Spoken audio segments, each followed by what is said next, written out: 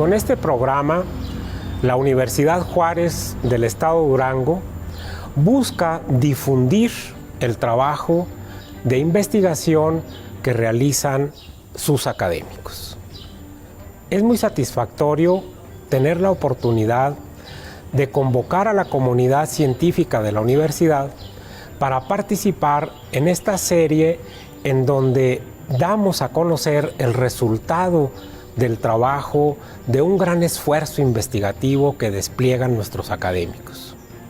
Estamos seguros que con la comunicación que empezamos con estos programas, vamos a poder acercarnos al público, vamos a poder acercarnos más a nuestros alumnos, vamos a estar en contacto más cercano con cada uno de los miembros de la comunidad universitaria a fin de que el trabajo de investigación nutra también los programas tanto del pregrado como del posgrado.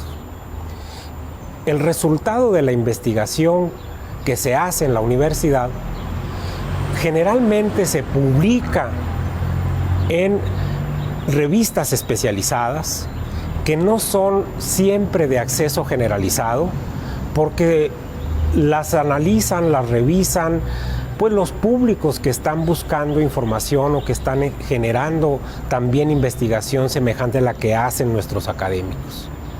De ahí pues que la idea es que el trabajo que se hace de investigación se traduzca para que el público en general pueda conocer y saber qué aporta la universidad en área de investigación.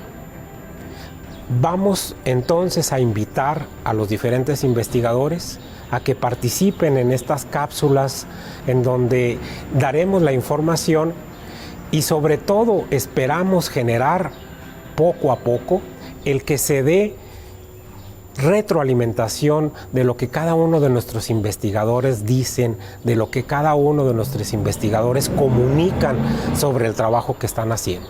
Estamos seguros que en breve vamos a tener un proceso de retroalimentación y nuestros investigadores también serán nutridos con la opinión de los universitarios, pero de la sociedad en general.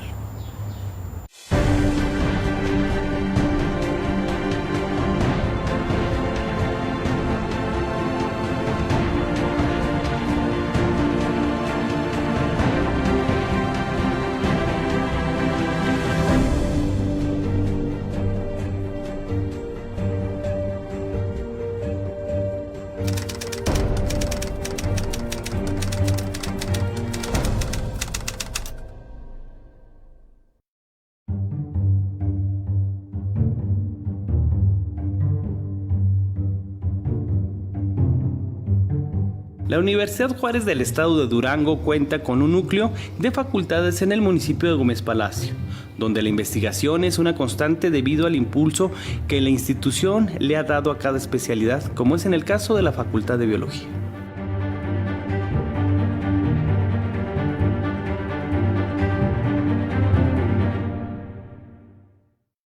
La región lagunera está integrada por la parte suroeste del estado de Coahuila y por la parte noroeste del estado de Durango.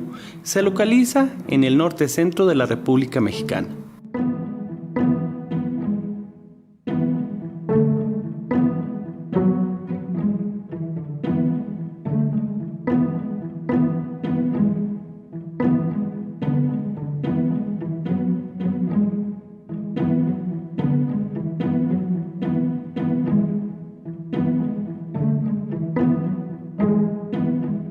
La comarca lagunera es una de las zonas más industrializadas del país y también de las más contaminadas.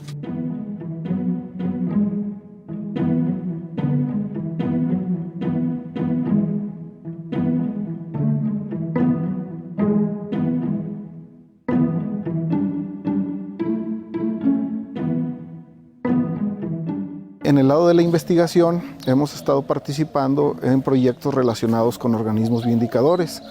Bueno, un organismo bioindicador es todo aquel que nos da información acerca de la calidad o salud del hábitat. Todos los organismos pueden ser potenciales bioindicadores. desde las bacterias hasta incluso el ser humano, nos pueden dar información acerca de las condiciones, por ejemplo, de contaminación que existe en un hábitat. Aquí en la región Laguna tenemos algunos problemas relacionados, por ejemplo, con las altas cantidades de plomo que puede haber en el ambiente, el hidroarsenicismo, que habla sobre los niveles altos de arsénico que existen en los cuerpos de agua, la cuenca ganadera también, que tiene un impacto sin duda sobre la cobertura vegetal, sobre el clima. Y bueno, hay una amplia gama de organismos, como por ejemplo los peces, los hongos, los anfibios, los reptiles, las aves, e incluso mamíferos y plantas que podemos utilizar para obtener la información acerca de, por ejemplo, los niveles de metales pesados, organoclorados, organofosforados, el impacto antropogénico en general. Mi investigación se centra principalmente en el estudio de los anfibios, sobre todo durante su desarrollo, para ver cómo los metales pesados afectan el desarrollo de estos organismos. Estas investigaciones han concluido en diversos artículos científicos, capítulos de libros, conferencias y participaciones con otros colegas, universidades e institutos. Asimismo, esta participación y producción nos ha llevado actualmente a pertenecer al Sistema Nacional de Investigadores. Dentro de los proyectos principales que hemos desarrollado aquí en la región Laguna, son, por ejemplo, cómo los reptiles pueden estar actuando ante el cambio climático y cómo los hongos, estos organismos tan interesantes, pueden funcionar como bioacumuladores de metales pesados, sobre todo algunos como plomo, cadmio, cromo, zinc, cobre, entre otros.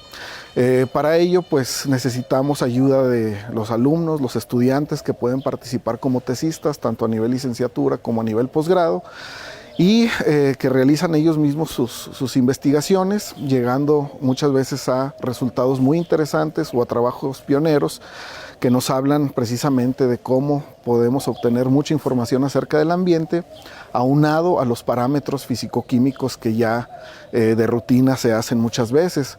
Entonces el factor biológico es sumamente importante para conocer cuál es la condición en general del hábitat, sea agua, sea aire, sea suelo, para el bienestar de los organismos y de nosotros mismos como especie.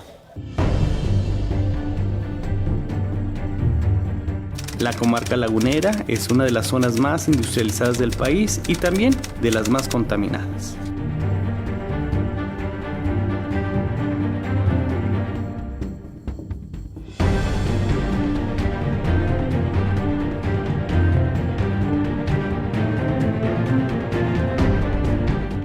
Con la creciente preocupación acerca del cambio climático por causas antropogénicas, las investigaciones sobre la ecología térmica han incrementado.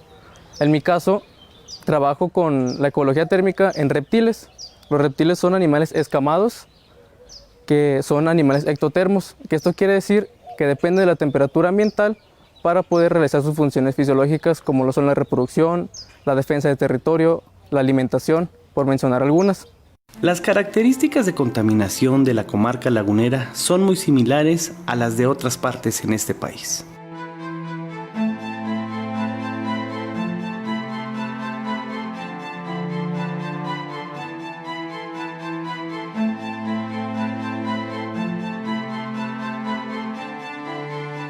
Al final de mi investigación, yo encontré distintos resultados. La primera, pues descubrí cuál es el horario de actividad de estos animales, de qué horario empiezan a emergir de sus refugios y a qué horas empiezan a ocultar. También investigué cuáles son el rango de temperatura o el límite que estos animales van a tolerar. Si no son capaces de tolerarlo, ellos van a recurrir a refugiarse y por lo tanto esto les va a quitar tiempo de reproducción, de alimentación, de defensa de territorio, lo que a la larga en las generaciones se va a ver reflejado en que no va a haber un reclutamiento de los nuevos organismos que van a reemplazar a los que ya han muerto. Y esto con generación tras generación tras generación va a mermar las poblaciones, llevando a la extinción de esta especie o de este género. Así como puede pasar con este género, puede pasar con todos los géneros de lagartijas, de reptiles, de tortugas, cocodrilos, serpientes. Y pues es algo que se tiene que tomar muy en cuenta para la conservación de todas las especies en general, no solamente de reptiles, sino también de anfibios y otros grupos taxonómicos. Con el fin de proteger a estos animales, se tienen que idear planes de conservación, se tienen que trabajar tanto el gobierno como el sector privado como la sociedad para poder crear planes de conservación o planes de desarrollo para precisamente conservar a estos animales. Es importante también que la gente conozca qué es lo que tiene, qué es lo que tenemos nosotros como duranguenses, como laguneros en esta región, para que se interesen y poco a poco vayan adquiriendo, no, tal vez no un gusto, sino la importancia, que conozcan la importancia de estos animales en nuestro ecosistema. ¿Sabía usted que las especies endémicas en la comarca lagunera están en riesgo de extinción?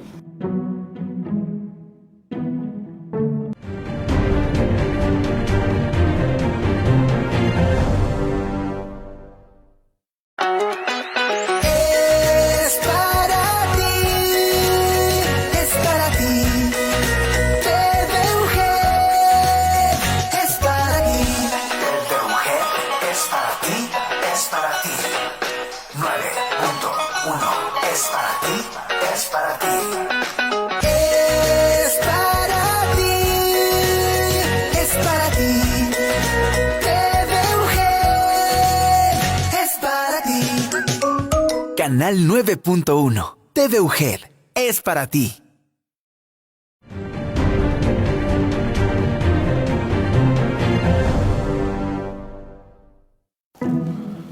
Chécala.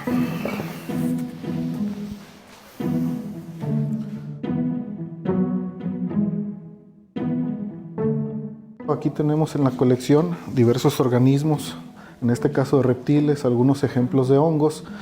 Y tanto reptiles, anfibios, otros vertebrados y los hongos nos pueden dar información muy útil acerca del ambiente.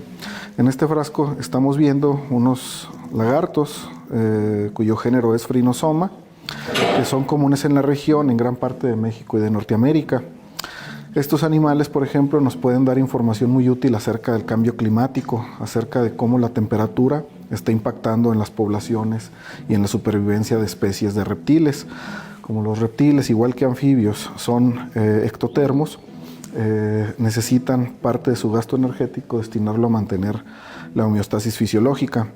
Entonces, si la temperatura empieza a elevarse, puede resultar en que el animal destina menos tiempo a actividades como la reproducción o la alimentación, con tal de mantenerse en una temperatura confortable. Por ahí ya tenemos el caso de los hongos, donde son organismos que pueden bioacumular o bioconcentrar metales.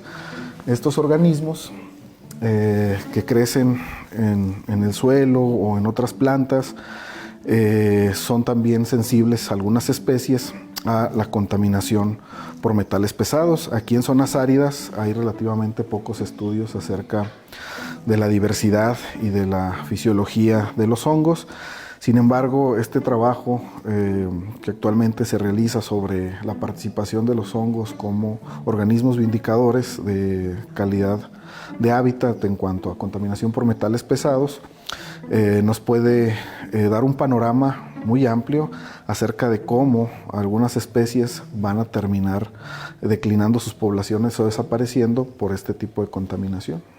Un centenar de distintos seres vivos se han investigado y en todos hay una manifestación negativa en su vida en mayor o menor proporción debido a la contaminación.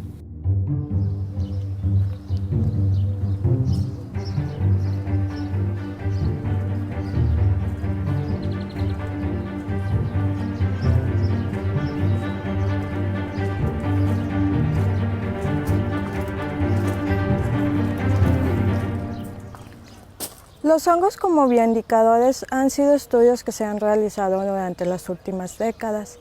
Se ha comprobado que estos organismos llegan a acumular en su metabolismo distintos contaminantes, entre ellos metales pesados. Aquí en la zona tenemos una problemática en contaminación ambiental debido a la alta presencia que existe de plomo y de arsénico. Sin embargo, se ha realizado un proyecto en la zona urbana de la comarca lagunera, donde hemos colectado distintas especies de hongos en los principales jardines y parques urbanos de la zona, y hemos revisado la presencia de distintos metales. Además de plomo, se han encontrado metales como cadmio, cromo y zinc. Estos metales llegan a acumularse en los suelos o en algunas plantas. Estos llegan a transferirse en el suelo y los organismos saprófitos, como la especie que tengo aquí, es susceptible a este contaminante. Muchas veces los estudios que se han realizado en este ámbito han sido en distintas regiones del mundo. Aquí en el país solamente se han encontrado 2 estudios realizados en 2012 y 2016 en Estado de México. Para la zona de la comarca lagunera no se tiene registro de especies de hongos y mucho menos de estos como acumuladores de metales, por lo cual este proyecto representa el primero en la zona, siendo muy importante ya que muchas especies son comestibles y al momento de no saber qué es lo que estamos consumiendo, pues esto puede llegar a afectar no solamente en salud pública, sino otros organismos que puedan utilizar estas especies como alimento. Existen otras especies de hongos que crecen sobre árboles. Estas especies estamos suponiendo que sus contaminantes los está adquiriendo de la planta debido a que este degrada la materia orgánica. Al momento en que se encuentra en el suelo o el árbol está muerto, esta especie está presentando ese tipo de alimentación, por lo cual está adquiriendo esos contaminantes. Esta investigación ha logrado generar acciones y políticas públicas para la conservación de suelos y mejor manejo de los residuos en la industria.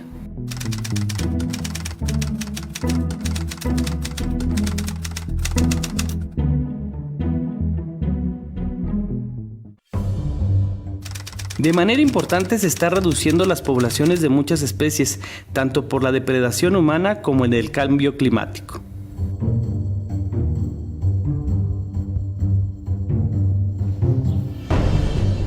La comarca lagunera se encuentra en parte del desierto chihuahuense. Como sabemos, los desiertos, zonas áridas o zonas semiáridas, se caracterizan por tener en general una baja precipitación. O sea, hay escasez del recurso hídrico.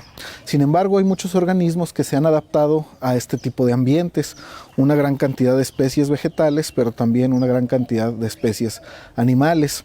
Por supuesto, la biodiversidad en las zonas áridas depende mucho del suelo. Las plantas requieren obtener la mayor cantidad de nutrientes de estos suelos y crecer de tal forma que les permita retener una mayor cantidad de agua cuando llega a llover. En cuanto a la fauna, también es importante mencionar que tienen muchas adaptaciones ecofisiológicas. Por ejemplo, los anfibios llegan a ser madrigueras donde pasan varios meses estivando en ellas. Eso significa que tienen un contacto permanente con el suelo. De tal modo que si nosotros erosionamos el suelo, por ejemplo, por actividades como el sobrepastoreo, la ganadería, si contaminamos nuestros suelos, toda esta biodiversidad que ya está muy bien adaptada a estos ambientes puede empezar a afectarse.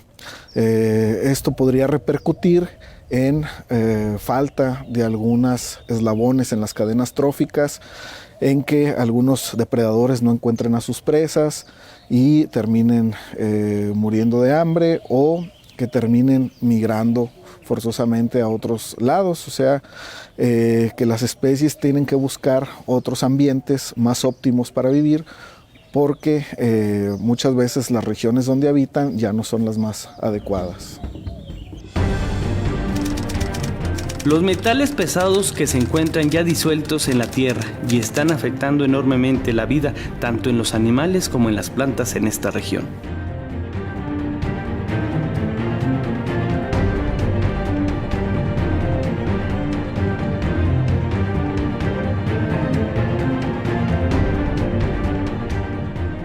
Continuando con este tema tan interesante de los bioindicadores, Ya mencionábamos que son organismos sumamente interesantes que nos pueden dar información muy útil acerca del estado de conservación, también salud o calidad del hábitat.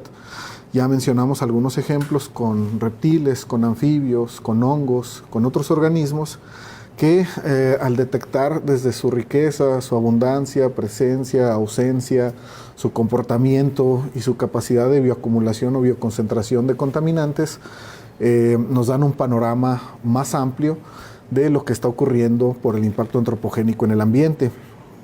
Hay un aspecto muy interesante también que falta por mencionar y es la cuestión de la legislación. En otros países se tiene ya bien reglamentado el uso de bioindicadores para obtener información acerca del ambiente o del hábitat. Por ejemplo, en Estados Unidos hay proyectos que obligan a algunas empresas que sacan nuevos productos químicos a poner el contacto de estos nuevos productos con organismos como anfibios para ver qué efectos pudieran tener en ellos, por ejemplo, durante su desarrollo, si se presentan anomalías, si se presenta mortalidad, si se presentan cambios en la conducta, si se presentan problemas, por ejemplo, de cambio de sexo que puede ocurrir en peces o en anfibios.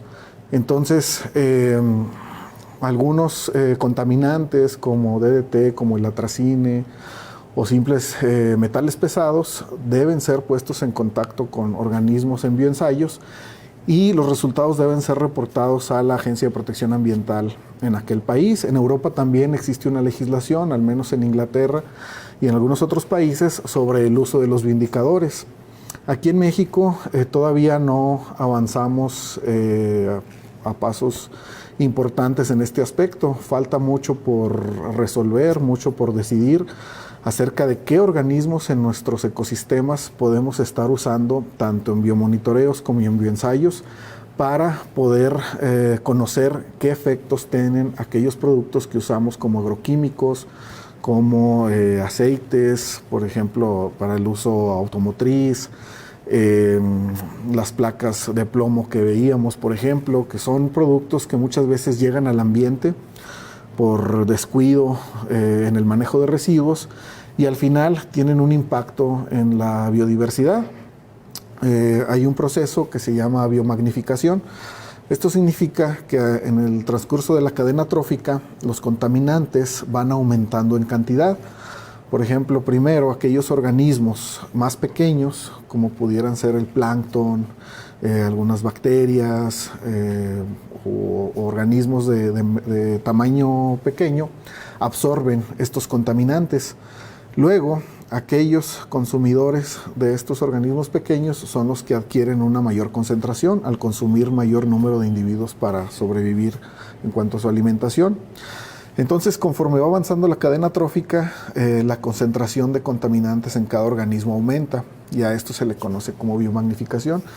Hay pocos estudios aquí en México que hablen sobre este tipo de fenómenos directamente en la naturaleza o bien en cautiverio, en bioensayos.